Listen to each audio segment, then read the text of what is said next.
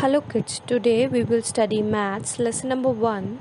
Its name is Knowing Our Numbers. As it is named, this lesson is all about numbers. Let us start with exercise 1.1. In this question number 1 is fill in the blanks. In this fill in the blanks, you have to write how many 10,000 are in 1 lakh. अब 1 लाख में कितने 10,000 आते हैं, जिसका answer है 10, यानी कि 10,000 आते हैं. फिर बेस का 1 million is equals to dash 100,000. The answer is still the same, 10 100,000. Answer है 1 million is equals to 10 100,000. See 1 crore is equals to 10 lakh. 1 crore is equals to 10 million. 1 million is equals to 10 lakh. Now next is your question number 2. Place commas correctly and write the numerals. अब इस पे तुमको क्या करना है, जो ये पूरा एक्सपेंडेड फॉर्म में है, इसको तुमको नंबर्स में लिखना है. उसके बाद में उनको प्रॉपरली लगाना है. अब कॉमास तुम किस तरीके से लगाओगे? कॉमास क्या होते हैं? सबसे पहले commas help us in reading and writing large numbers. ये हमें बड़े नंबर्स को पढ़ने और लिखने में मदद करते हैं. In our Indian system of numeration we use 1s, 10s, 100,000 and 10 lakhs and crores. अब हमारे इंडियन सिस्टम में क्या होता है? 1s होता है, 10s होता है, 100s होता है, फिर 1000s होता है, फिर लाख होता है और फिर करोड़ होता है. अब क्या होता है, जो पहला कॉमा होता है वो राइट साइड से 3 डिजिट के बाद लगता है, जो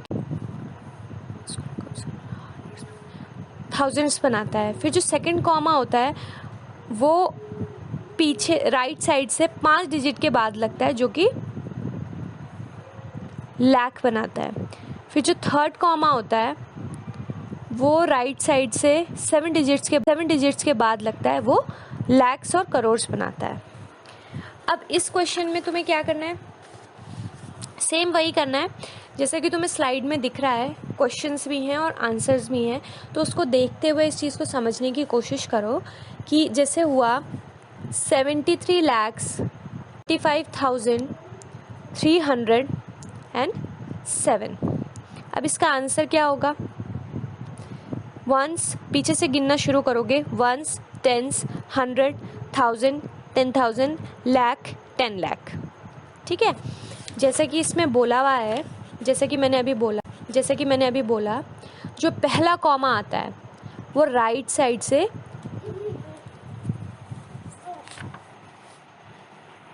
जो पहला कॉमा लगेगा वो 3 डिजिट्स के बाद लगेगा, यानी कि 7 0 3. 5 और 3 के बीच में पहला कॉमा लगेगा. फिर जो सेकंड कॉमा लगेगा वो 5 7 के बाद लगेगा, यानी कि 3 और 7 के बीच में. अब क्या होगा, हम इसे कैसे पढ़ेंगे? पहले 2 डिजिट हो गए 73 लाख 75,307.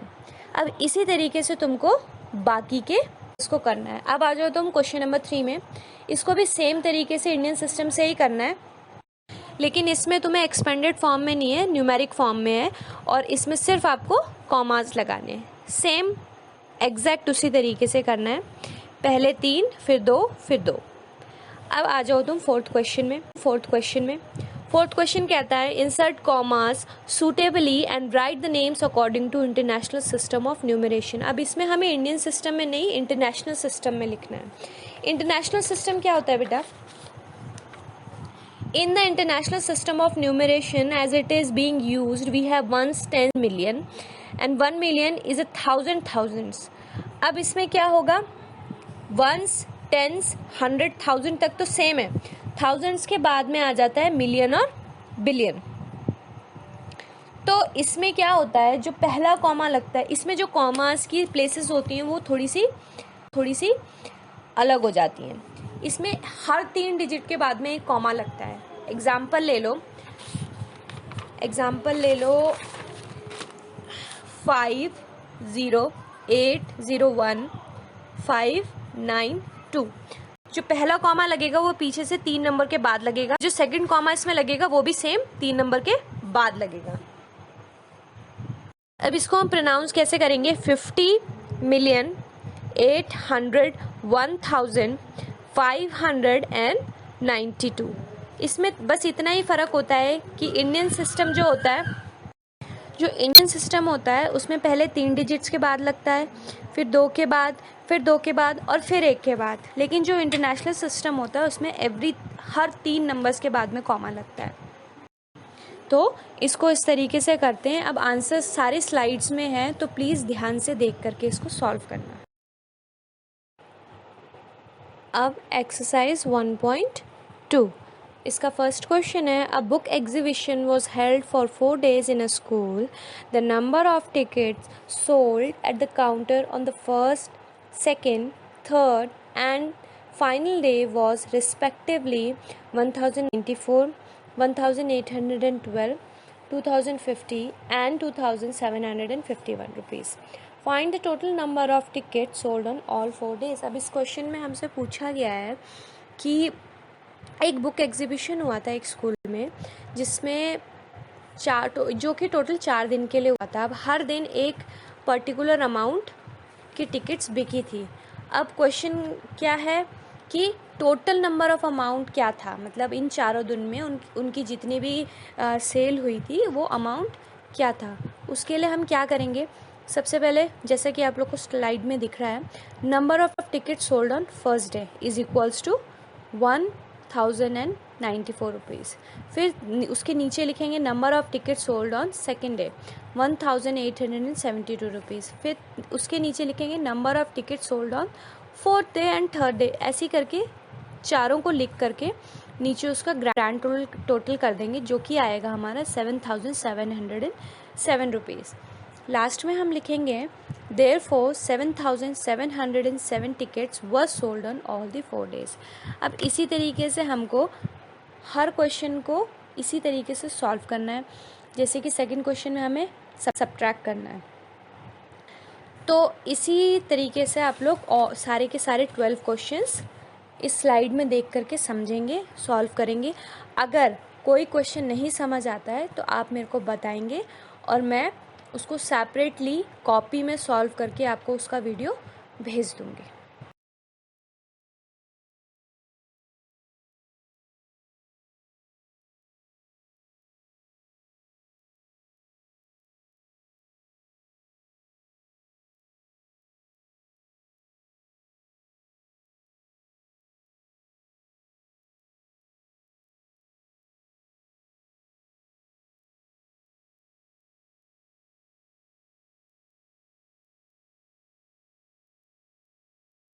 अब आ जाते हैं आपके एक्सरसाइज 1.3 में, जिसमें कि आपका फर्स्ट क्वेश्चन है, estimate each of the following using general rules. इसमें ए है आपका 730 + 998। तो 730 को हम राउंड द फिगर कितना ले लेंगे, 700। 998 को राउंड ऑफ ले लेंगे 1000। अब इसमें क्योंकि हमें ऐड करना है तो 1000 + 700 इज इक्वल्स टू 1700। तो इसका एस्टिमेट निकला 1700। ठीक है, इसी तरीके से आपको बाकी के तीनों भी सॉल्व करने हैं। अब सेकंड वाले में क्या है, give a rough estimate by rounding off to nearest hundreds and also a closer estimate by rounding off test tens. अब किसी में टेंस है, किसी में हंड्रेड्स है, तो इसमें भी आपको सेम ही रूल फॉलो करने हैं। जैसे कि ए है आपका 439 + 334 + 4317, इन सब को हमें ऐड करना है। तो सबसे पहले हम सबसे बड़ा वाला ले लेंगे, 4317 का राउंड ऑफ कितना हो गया, क्योंकि 317 है तो हम सबसे नियरेस्ट हमारे को 300 पड़ेगा, तो 4300 हमने इसका राउंड ऑफ ले लिया। सेकंड इससे छोटा है हमारा 439, तो 439 का राउंड ऑफ हमारे को क्या पड़ता है, 400। 334 का राउंड ऑफ पड़ेगा 300। तो इन टोटल हमारे पास में कितना आ गया, इसका आंसर हमारा आएगा 5000। अब इसी का बी ले लो, इसमें हमारे पास में सब्सट्रैक्शन है। तो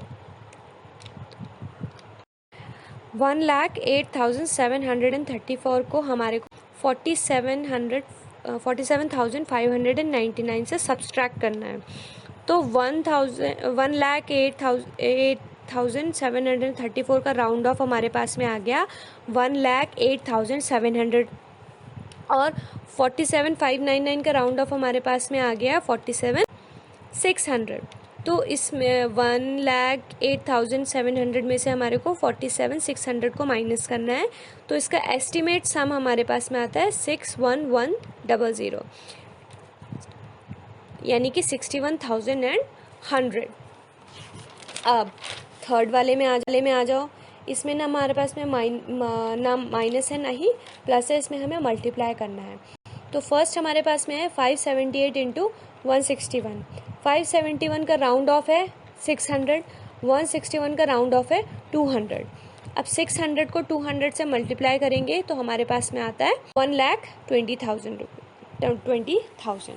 इसी तरीके से बाकी के भी सॉल्व करने हैं।